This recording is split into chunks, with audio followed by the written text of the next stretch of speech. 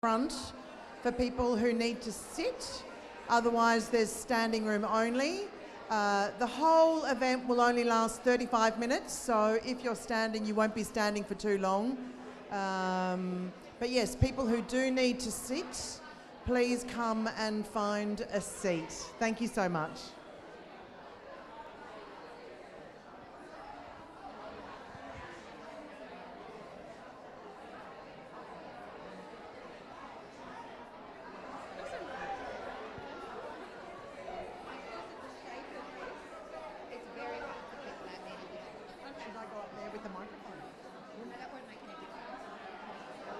Of course.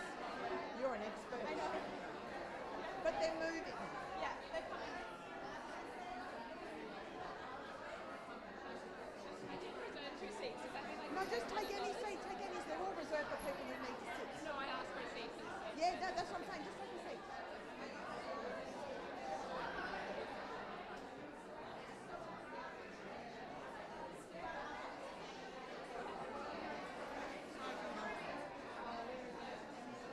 Hi, darling. What a splendid Are you gathering. there? I'll sit next to you.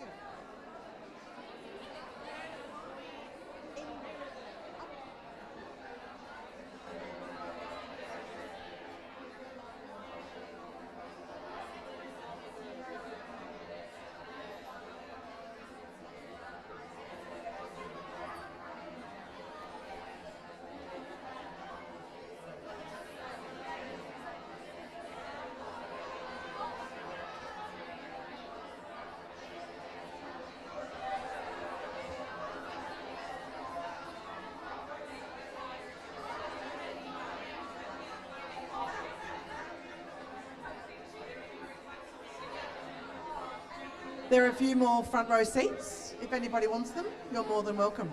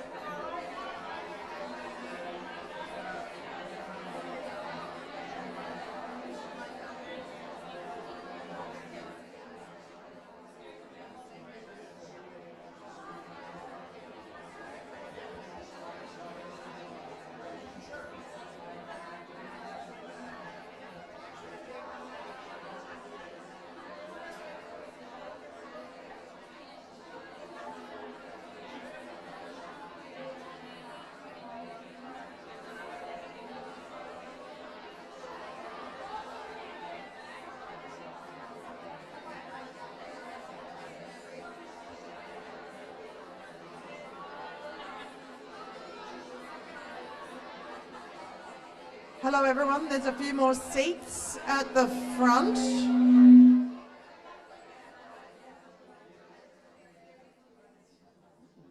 Oh, there's some quiet.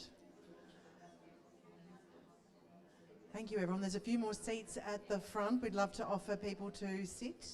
There's another 3 or 4 seats if anybody wants. Excellent.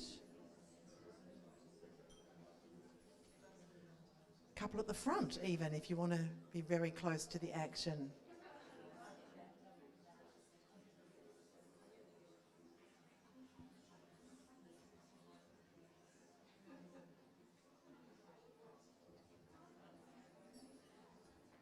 Next to me.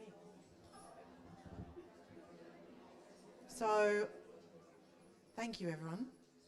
I'd like to start by acknowledging the unceded land on which we are gathered here today, the land of the Gadigal people of the Eora Nation. I pay my respects to elders past and present and extend that respect to all First Nations people here with us here today. Stella acknowledges First Peoples as the first artists, the first storytellers, the first communities and the first creators of culture and the traditional owners and elders whose stories and experiences are at the heart of the lands on which we live and work. My name is Fiona Sweet and I'm the CEO and Creative Director of Stella.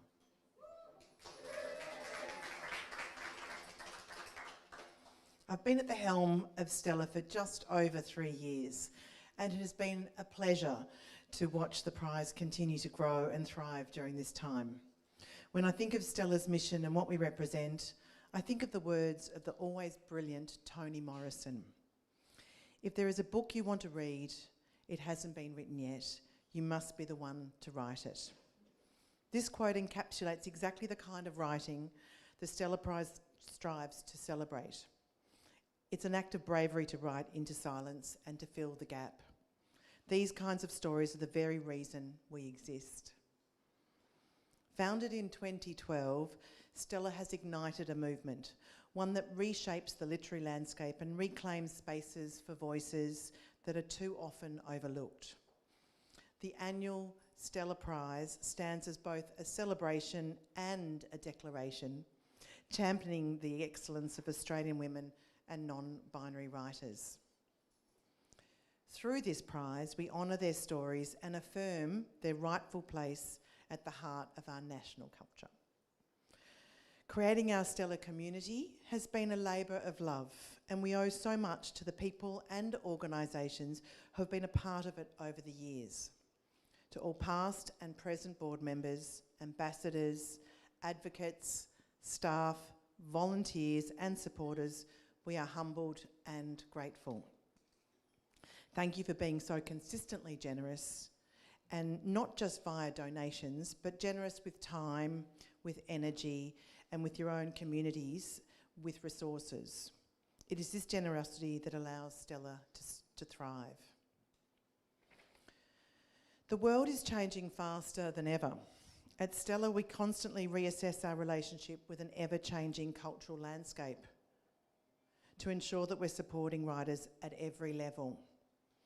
In practice, this involves extending our reach regionally through our Stella Day Out programs, 14 of these events last year in 2025, and partnerships with writers' festivals. Now more than ever, we're keen to invest in younger readers by sparking rich conversations and connecting them with great writing. After a successful pilot with Melbourne Girls Grammar, we kicked off the 2026 Stella Schools program in March with a day of sessions at the Capitol Theatre in Swanston Street in Melbourne. 3 of this year's long-listed Stella authors spoke with over 1,500 Year 9 and 10 students from metro and regional schools, and every teacher was provided with book packs for their school's libraries. Not only does Stella support writers, we also engage with booksellers, libraries, local councils, moderators, universities, and of course our brilliant judges. Just this year, we significantly increased our judges' fees from $2,500 to $4,500 each, an important change to better recognise the hard work and dedication involved in reviewing more than 200 books.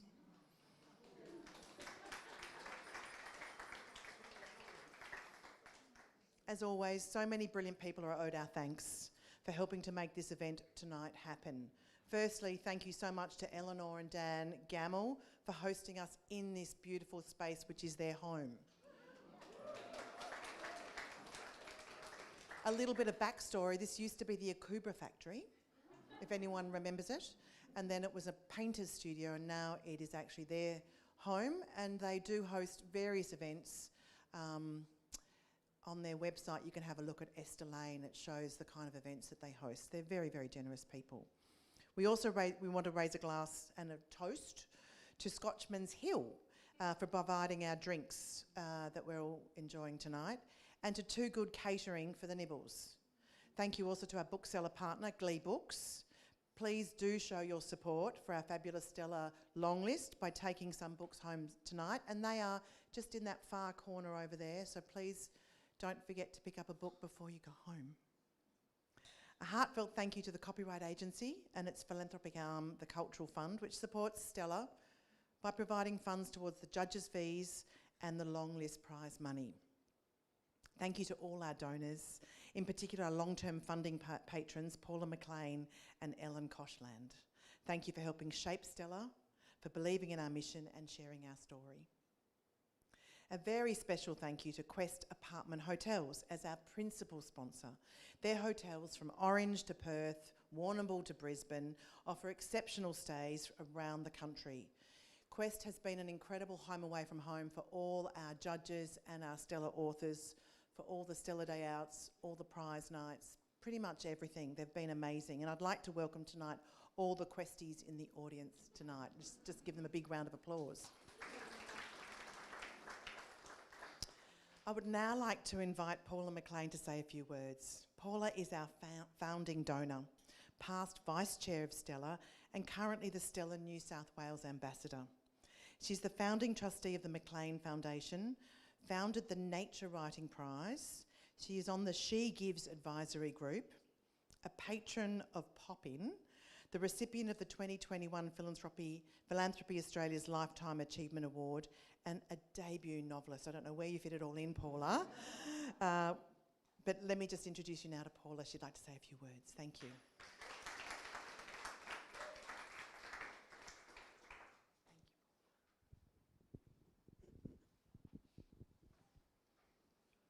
Well, thank you very much, Fiona. I too pay my respects to the Gadigal people of the Eora Nation and to all Indigenous guests in the audience tonight. Since COVID, I've kept in a desk drawer a slip of paper with a scribbled quote by the esteemed nature writer Barry Lopez, who died in 2020. A writer whose prose and grace shifted how many thousands see, connect, and care for the natural world. These are his words. Everything is held together with stories. That is all that is holding us together, stories and compassion. Stella, from its inception, recognized the veracity of Lopez's sentiment, but also that so many stories by women and non-binary writers were not being heard, ignored or trivialized, left off school reading lists, left off long and shortlisted national prizes, and especially at that time, the prestigious Miles Franklin Literary Award. It was this injustice, this very gendered silence, and the feminist rage that it inspired that led to the birth of the Stella Prize in 2012. But at the core of Stella sits this question: how can we build a truly national narrative that reflects the stories that connect us with one another, that honor truth and beauty and compassion, if we don't do the hard work of insisting on gender equity and cultural change? Hard work that means refusing to avert our gaze, that means not shying away from disadvantage and sorrow, from rage and injustice, that means empathizing with all the ways that people live their lives. Each of Stella's writers are inviting us into the interior and exterior worlds they have labored so hard to create. Some to offer new knowledge or perspectives, others that the 2026 Chair of Judges, Sophie G, says, and I quote, brings us into the narrative, helping us to recognize voices, characters, and settings as versions of our own experience that we suddenly understand better. Insisting on a more inclusive national narrative is at the heart of all that Stella does, through tracking gender bias in the Stella Count, through its work with teachers and schools, through writing retreats, or through Stella Day Outs in regional areas. All of these programs require ongoing funding to support operational costs, development, and paid opportunities for Stella writers to speak. And each time they do, the values of gender equity and cultural change deepen. I hope that you will support their work. Buy and gift Stella books, borrow them from your local library, discuss them at book clubs, leave them in neighborhood library boxes, or gift them to cafes for others to take home and read. And it would be remiss of me if I didn't encourage each one of you to take a moment and donate to Stella's ongoing work. Every single donation is deeply valued. If not through our generosity, how will the hard work of achieving gender equity and cultural change continue to deepen in our society? How will children learn empathy if books by women and non-binary writers are not taught? Please don't ever think that your donation may be too small. It definitely isn't, and you will be joining in Stella's story. There are many challenges and many ways of writing this world we live in, but what I love about Stella's writers is that they are doing so with a fierce independence, writing brave, beautifully crafted, and inspirational stories that help readers to embrace inclusivity and possibility. Thank you.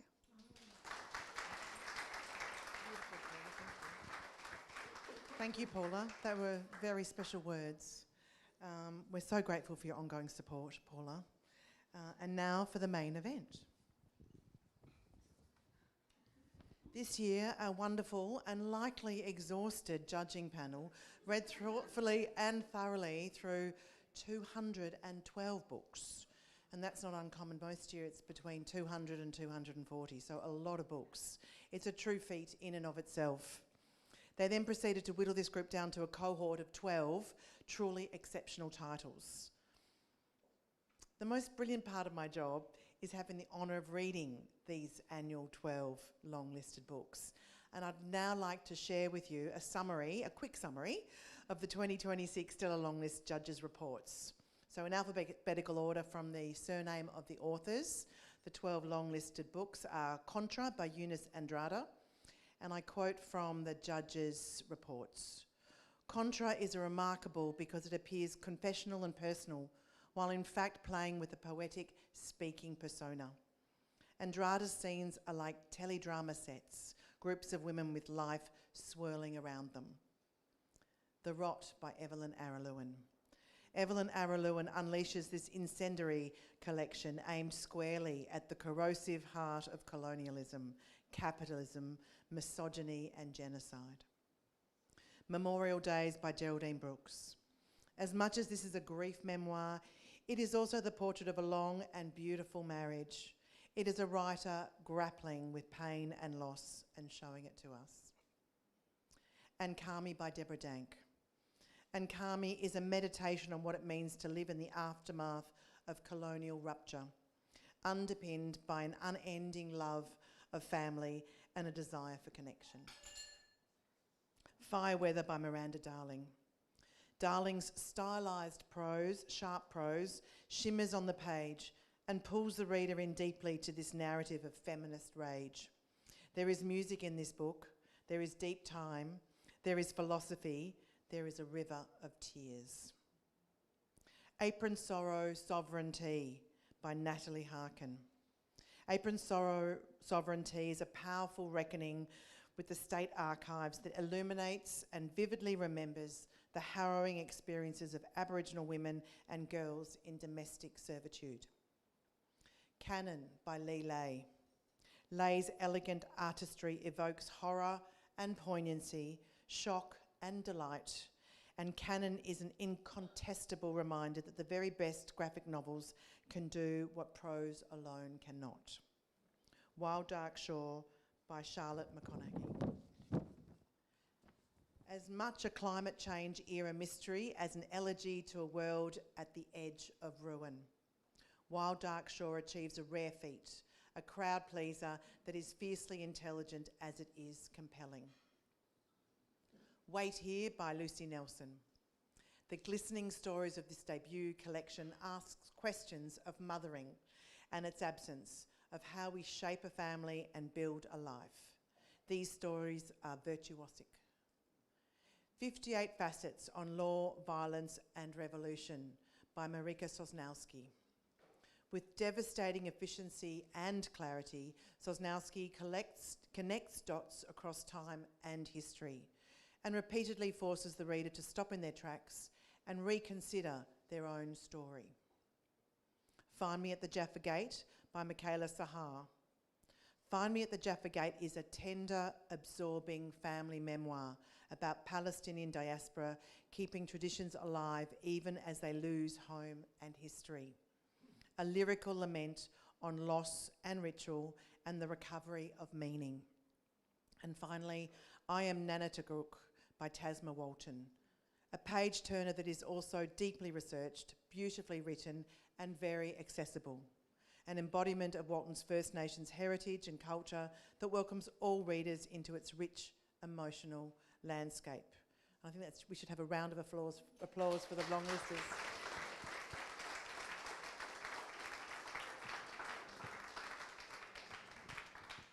It is now my absolute pleasure to introduce this evening's speakers who will discuss and announce this year's 2026 shortlist. Kate Evans is co-host of ABC Radio National's The Bookshelf and regularly interviews authors at writers' festivals. Dr. Amy Tunig-McGregor is a Gomeroi author, academic and research fellow within Jumbunna Institute for Indigenous Education and Research at the University of Technology in Sydney. Thank you, and take it away, Kate and Amy. Thank you.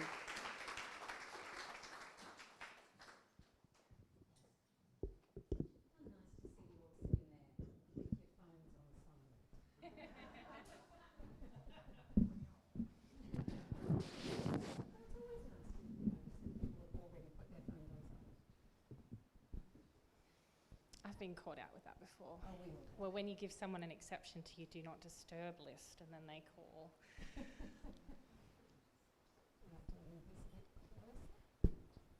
Now, what we're going to see is some very performative ratting around in bags, both of us, because we both have all of the 6 books on the shortlist, and we're going to talk about them alphabetically, sort of taking it in turns, but we both have things to say. Now, are we happy with that? No, it doesn't. I mean, am I actually on? Cup of tea test? Is this? Actually, I think this is actually.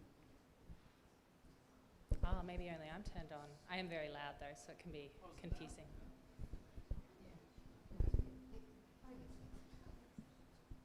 Okay, is that better? Because no, I was booming around the place before. Okay, I'll sit up very close. I was very loud before.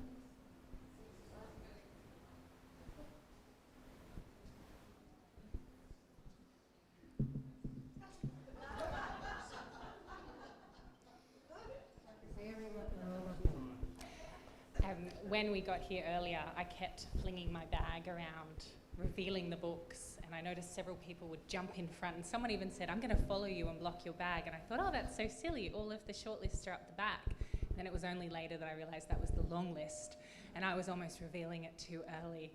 So thankfully everyone was on their toes, because I did not realise what I was doing. But you're all in the dark, and we have known the results for a little while, and I'm not a great secret keeper, so I'm so excited to share. Well, we are going to do it alphabetically, and you're going to kick us off with the first one. I am. So, Amy, why don't you announce the first book? The pressure. I will do that. And also I was thinking there were threads and themes and little commonalities that I've made note of, but I'll hold on to them until the end so that I don't accidentally create spoilers. So the first on our list, alphabetically, not due to anything else, although it's pretty exceptional, is The Rot by Evelyn Araluen.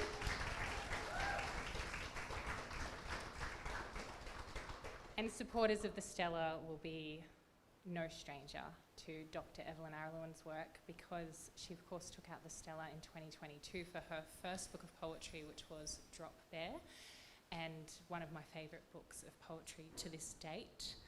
And I do have some notes on this. Now, Evelyn is an award winner. She wins them awards, and if you've read her work, you won't be surprised. But The Rot has already taken home, I wrote this, oh, I'm so sorry, it's on my phone notes.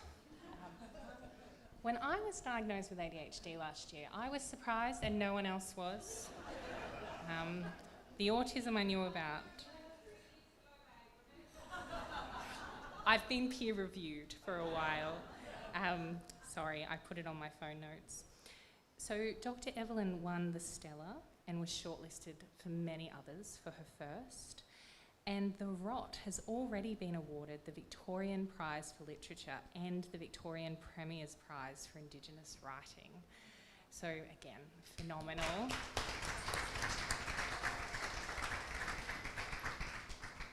Now, the beautiful thing about a book of poetry is you can kind of pick it up and start where you want sometimes. And I did that with this book with Girl Boss, and I was a bit confused. I read it, and I was on the phone to a friend, and I read it to them, and I was like, I'm missing something, and I could tell. It was the peak of some beautiful ebbs and flows in this book. And I picked it up on another day when I had more time, and I started at the start. And by the time I got to Girl Boss, I was like, oh, this book is a scream. It is the build-up of love and rage and frustration. And that's what I was missing when I first started with Girl Boss. And it follows through. It is love and it is rage. And it felt so familiar trying to navigate life as normal while seeing the most horrendous things on our phone and crying about those things in the shower and trying to remind yourself that there is goodness and there is kindness and we have country to connect to and kin that are worthy of our love and our time, but wanting to scream all the same. And it is a beautiful read, and I am not surprised it is on the shortlist. Yeah, and because, I mean, it's both a collection of poetry, but it's also a collection of fragments that you move through. And so there are wounds, there's grief, there's teeth marks, but of course there are moments of humour as well. Poems that address a tough and vulnerable you. One of them, called Capitalist Realism, has a girl, and I think we can all recognise that girl walking, and then I think we might have to pass. we might have to pass this mic. We'll pass this microphone. Can we take it off? Okay. Oh.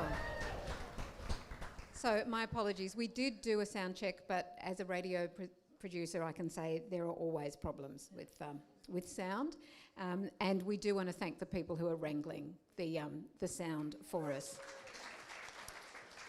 So just to agree with Amy that this is an extraordinary collection of poems, fragments, prose poems. It's full of teeth marks and grief and humour and rage, but also those moments of recognition as, for example, a girl walking along a street, cars slow beside you, and you have learnt not to turn your head. And I think there's not a woman in this room who doesn't recognise those moments. It's also a collection that is full of other books and references, which again can be full of humour. One poem puts Mieville and Marx next to each other, which did make me laugh. The problem with holding a microphone is holding a microphone and various pieces of paper. And as Amy said, as we talk about this shortlist, the other thing that's going to happen is we're going to see these books in conversation with each other.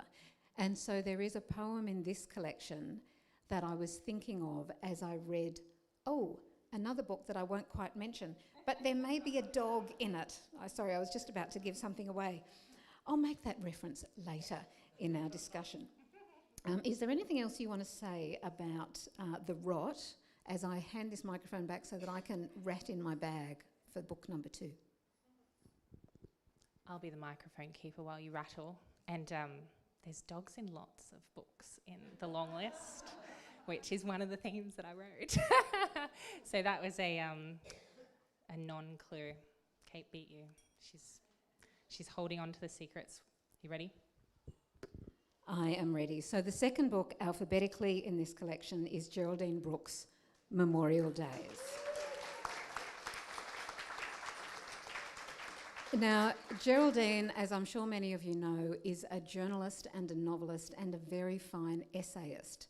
But in this book, which is a memoir that does so many different things, formally it is really quite extraordinary because it circles back again and again to the terrible moment when her partner died and the moment when she was told this news very cruelly.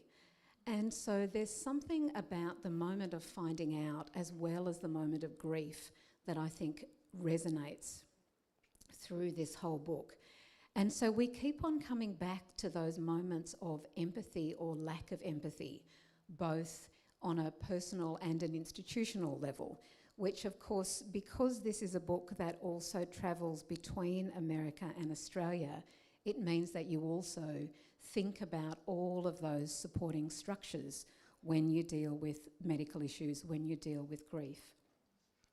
And so although that's the moment that you're circling and trying to make sense of as you read this book, there are so many other layers because it is also a book that takes you into the relationship with such joy and such beauty. But it's also a relationship defined by a shared work and ambition and movement across the world as journalists and as thinkers who tested their ideas with each other and shared lives and careers and family and sons.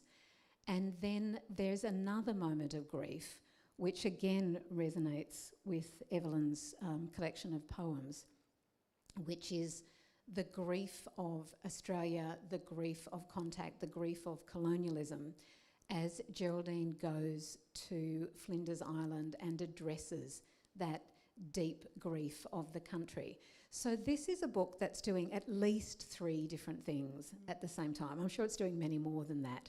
But it's also the structure of this memoir that I think makes you think about what it is that memoir can do and what it can open up. So it's also an absolute pleasure to read. Fully agree. I was thinking about the way that moment of telling. Put your hand further up the microphone. Sometimes. Hello. Okay. That moment of telling. I've had to be the teller before, and it's a very complex position to hold. And like you're saying, it's at least 3 layers. It was the kind of book that I'm going to read it again. I feel like there was more and more to be had. And one of the things I was left thinking about at the end of it was just systemic violence, the way structures and systems can harm and the way that sits in contrast with the joy of relationality and how even today, like present day, this is something that we have to fight to balance in our own lives.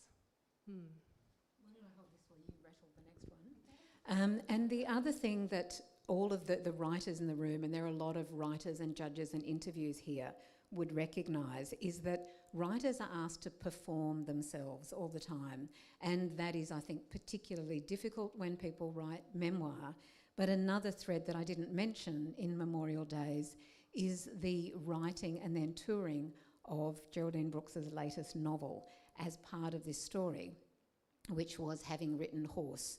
She then had to, inside her grief, talk about this historical novel and research as well. So it also makes you think about the work of writing and the performative work that writing requires. But we do have the next book on our alphabetical list. I'm ready. It is Fireweather by Miranda Darling.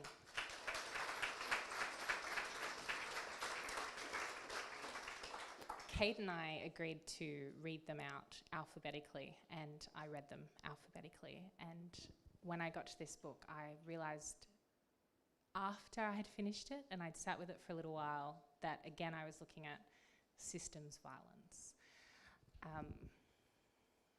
I read this book in an afternoon. It was, oh no, my earring. It's broken. you know what? I knew it was going to happen when I put it on. That's okay.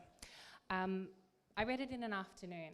It was so easy to read, but it was the kind of book I needed the kids not in the room for. And I realised pretty quickly on that there were going to be some heavy themes. But it's so poetic and lyrical. And the complexity of the language used is revealed in the end as, you know, the protagonist speaks multiple languages. And so it's this beautiful part of the character that is developed. And I spent a lot of it, I'm going to try not to do any spoilers, but I spent a lot of it going, is she mad? I want the details. What's she actually accusing this person of?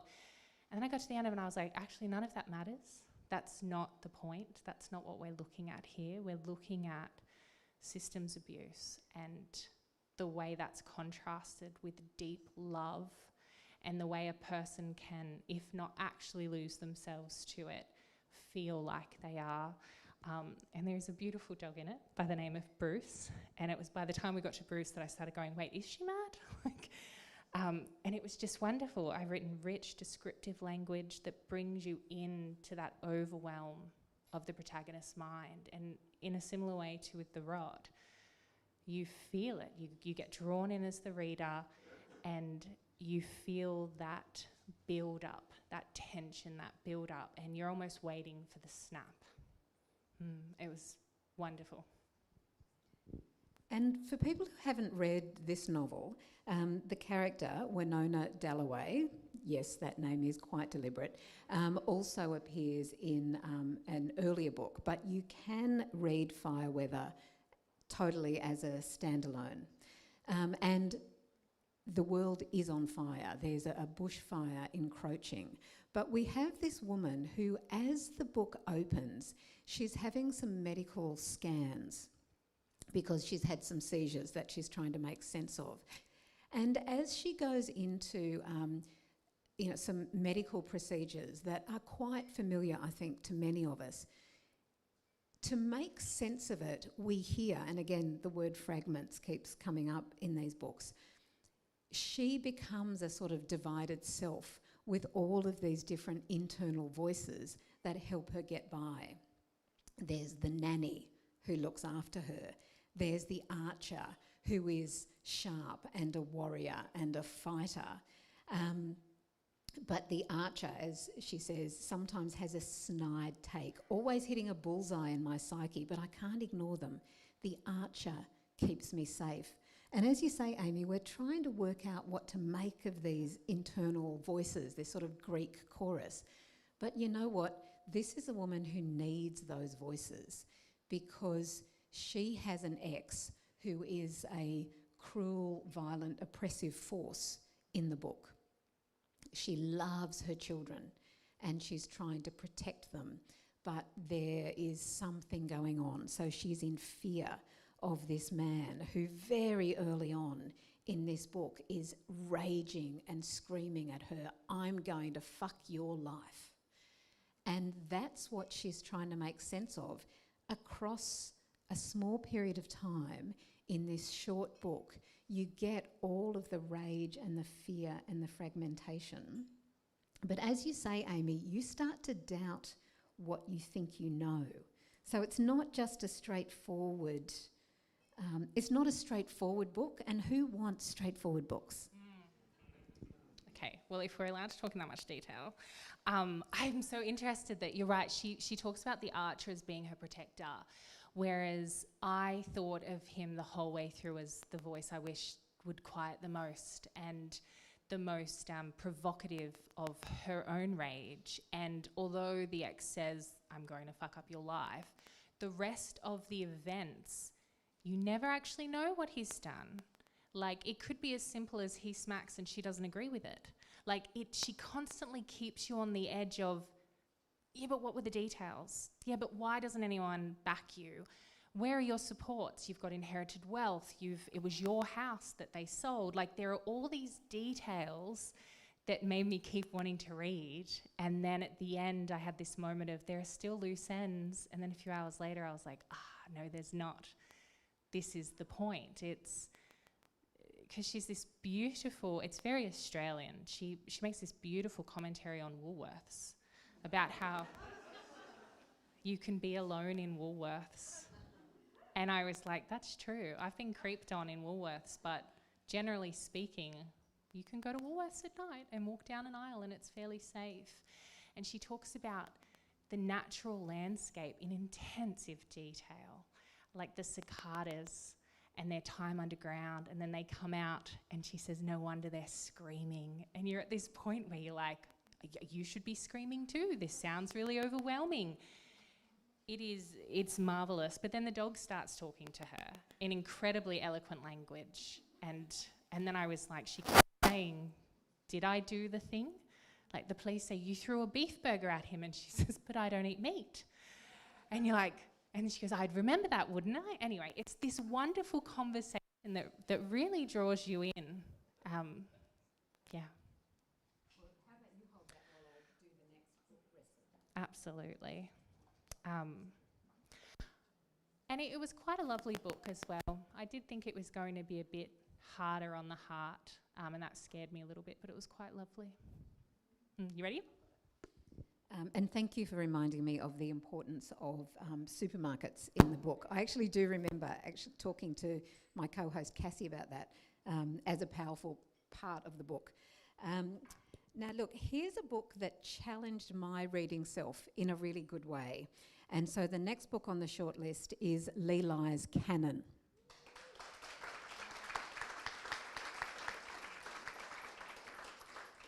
And when I say it challenged me, it's because I am not good enough yet at reading graphic novels. And boy, has this one converted me. And it's only because I haven't been in a situation of reading a whole lot of them. And so I was worried that I didn't know how to read it properly. I was worried that I would miss some of the things about the narrative, about the tension between the image and the text, because that tension is so interesting and so sophisticated. So this is a novel that takes us into the life of a woman who's called Canon, which is a joke in itself because her name is Lucy, and her friend Trish called her Luce and then called her a loose cannon. And her friend Trish is another really important character in this novel. She's particularly an important character because she's a wannabe writer. And so the whole ethics of being a writer and observing other people's lives and deciding which part of your friend's stories might make it into your books, it's all there. But so are a whole lot of other things. This woman, Canon, so she's a queer woman whose cultural heritage is Chinese, as Trish's is. They're living in Canada. She works as a chef, so she knows all about flavour and skill and deadlines and getting things on the pass. So she works under extraordinary pressure. But she is also under so much pressure because her grandfather is old, grumpy, unwell, and she's the only one who can help him. Her mother has sort of disappeared. We get the sense, we understand that he was an abusive father, and so she's being a good granddaughter, but she is being such a good woman to everybody that you get these moments on the page when these black birds start to emerge, or when the page suddenly becomes red, and you get this sense of extraordinary movement. And as I got about a third of the way through, and I thought, I'm just reading this in the way that I would read any other multi-voice narrative that is flicking between perspectives, that is taking me into bedrooms and kitchens and stories. And I both stopped thinking about what was different about the fact it was a graphic novel and started really enjoying the fact that it's a graphic novel and that there are so many things that the images can do that words can't. And so it's like reading a complicated book where you're flicking between the footnotes and the body text, but what you're flicking between is the image and the words. And oh my goodness, what a pleasure this one is, as indeed all of these books are. But what did it do for you, Amy? I had all the same apprehensions as you, and in my household, there's a graphic novel household. I've never picked one of them up, and I make my children read a certain amount every day in exchange for screen time, because modern times require modern solutions. And I don't let my son use his graphic novel. I'll be like, no, chapter books. And it's converted me. I was like, oh, I was actually being really uninformed with this, because it drew me in, and as a hungry reader, I really enjoyed that I was getting clues from the images. And I was also cautious because when I was reading the little previews, it talked about horror films, and I was like, oh, I don't like horror. But it was so lovely, lovely, it draws you in, and you feel the tension growing, and you know the scream is coming. And it's this common thread through the books we've talked about so far. It's the frustrations of the everyday person. And these are very different lives and very different point of views. But it's that sense of overwhelm leading to a break. And it actually starts with the break. You open the book and Cannon has smashed up a restaurant. And then the next page is the words of the meditation app. And there's a phenomenal pacing. You can feel the pacing and the meditation app running, and you're waiting for that break. But there's generational love, and I forgot I was reading it halfway through. It's a very quick read, and then I walked out, put it on the kitchen table, and I said to my husband, you've got to read this next. I know you love a graphic novel. It was wonderful. It's my turn, isn't it? Ooh. I think it's my turn. We have 58 facets on law, violence, and revolution.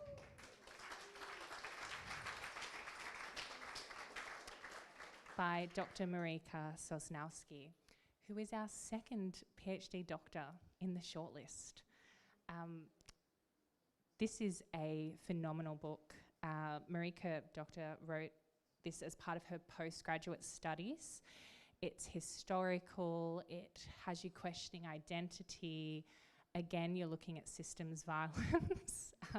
A lot of this was, I found with each of the books, and again in this, it's the deep love and relationality of each person's community. And so whether that's your immediate biological family and that heritage and your bloodlines, or your grandfather and your best friend and your chosen family, as we see in Cannon, or the domestic relationship of Fireweather, it's ultimately relationship in tension with systemic violence and the violence of war and displacement and dispossession, and the way other people's choices impact entire family lines. And I thought it was a very poignant timing for this to be on the shortlist. I really appreciated it. I don't know how much of that as well is, like, as an academic myself, I do love knowing things that are part of bigger projects, but phenomenal. Again, not surprised it was on the shortlist when I saw the long list. But also, I'd really want to shout out to the Stella judges in the room, because I think this is yet another example of a book that's doing something different formally. And so how they managed to judge these pieces of work that are so very different, because this one is not just fragmentary, it's using a mixture of academic analysis, memoir, other people's stories, and they're all intertwined. So we're getting family stories that go back to World War II in both Poland, and there are Dutch stories as well. There are personal stories that engage with Syria. There's an uncle who was involved with the early days of Israel, and it's all through this prism of law as a capricious force. And that's just one of the many lines in this book. And another one is about checkpoints, which I thought was so interesting, because the checkpoint as a sort of space in between countries, states, moments of potential fear, and she stops and analyses them in quite a bit of detail. And then there's a whole discussion of why she's interested in both checkpoints and in camps, both the concentration camps of the Second World War, but refugee camps. And there's a really interesting statement about why there's risk and the law is at stake in both of them, but the difference is you can keep moving through the fear and you can keep moving through the space of a checkpoint, whereas the camps are very hard to get out of. So there's quite a complicated sort of intellectual project that moves through the book, but we keep moving in and out of personal stories and fragments as well, which is what it makes it hold together as a reader, but which also makes me think, how do you compare this fragmentary analytic work and a collection of poetry and a novel? And, so good luck with that, judges. But anyway, over to you. There's also a very lovely dog. Are you ready to bring out our next shortlistie?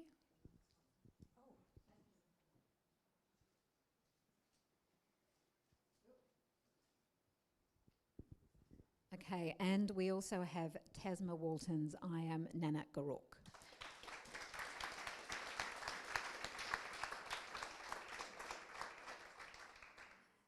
And because I had a note to myself that you were leading the discussion on this one, let's see how I go. I'm so sorry.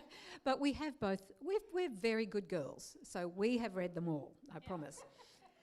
So this is a work of historical fiction that draws on Tasma Walton's own family history.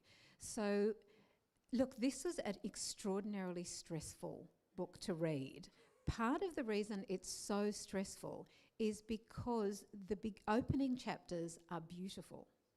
And the opening chapters take us into these lives on Port Phillip Bay, and it begins with a whole lot of women's ceremony and special actions that are going on to celebrate the whale totem. And so we're in this beautifully functional community, meeting all of these different characters, meeting women in particular with babies and young children, going through ceremony. So it's full of language and very specific words that are being given to us in a very generous way as readers. But as you read it, you're worried about what's coming around the corner. Is it going to be in the next chapter? Is it going to be in the chapter after? Because there is an island nearby where sealers have regularly come and have killed all of the seals on this island. So there are these violent men, there are these boats coming over the horizon, and you know that something is going to happen. So it's not a giveaway, except that the title and this woman saying her name is a whole statement of survival and defiance. But there were times I had to close the book and look away. And again, that's not necessarily a bad thing, but it does say something about the power of the narrative. I read the first chapter and I put it down and I walked out. I said, I'm not reading this book. Because if you know Tasma's story about, her own connection to her own identity, and she's this acclaimed actor and, an incredible voice actor. She's also voiced other people's books. If you know her personal identity story, then it's a little bit like, when you watch the Titanic, it's not going to have a happy ending. There's this sense of, oh, this is going to be soul crushing. And I knew that. And then I read the first chapter and she does a truly exceptional job at drawing you in so that you are her and that's your baby next to you and that's your daughter and that's the way she connects the reader to her kin and to her country, and her anticipation of swimming out as part of ceremony. I got to the end of the chapter, I was like, I can't do this. And of course, you know, I came back to it, and the last chapter, and again, you realise as you get towards the end the power of the name of the book and the name of the protagonist. And you get to the end, I was just sobbing, but not in a don't read it kind of way, in a she has masterfully taken you in, and the level of research done, the information provided, the acknowledgement of where the information's drawn from, the historical family members, all of it. And it's just soul-crushingly good. Yeah. I recommend it. Very worthy of the shortlist, but beautifully soul-crushing. But it needs to be read. Like, this is historical. This is real. This isn't, you know, watching certain shows that just throw in a bunch of violence to upset people. This is real violence. This is people's history. And ultimately, I'm going to say it again, it's that tension of the deep love and systemic violence. But it's the system, it's the violence, it's people coming in and making choices that harm others. And what does survival look like? We talk about resilience, but what does it look like from the protagonist's lens? And Tasman's just smashed it out of the park with that.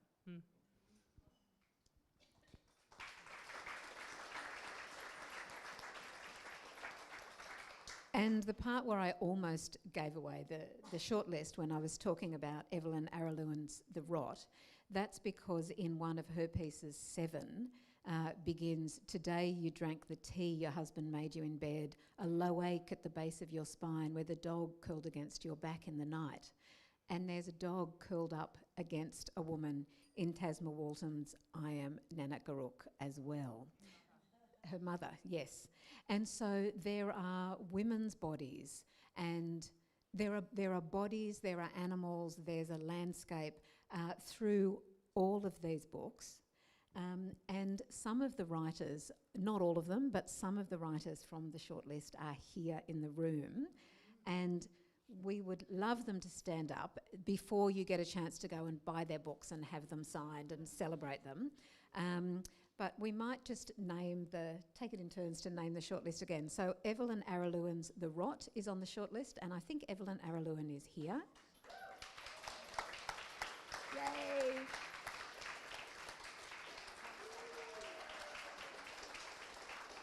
Okay, she's hiding up the back.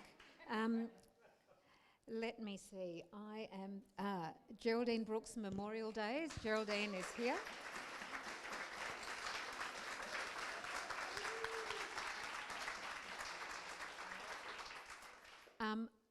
Is Miranda Darling, who wrote Fireweather? Is Miranda here?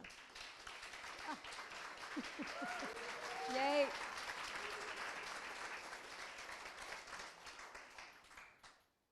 Marika Sosnovsky, 58 Facets on Law, Violence and Revolution.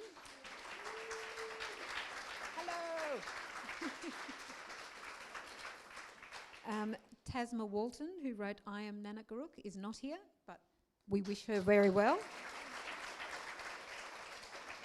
And Leeli's Cannon is also on the list. She is based in Canada, I believe. So she's not here. Now, have we named all 6? It'd be terrible if we missed one. Oops. That is 6. Yeah. So they are the books. We congratulate all of the writers on the shortlist. All of those books, and indeed the books on the long list, are available. What else do we need to do and say? And a big thank you to the judges, to the readers, and to all the writers in the room.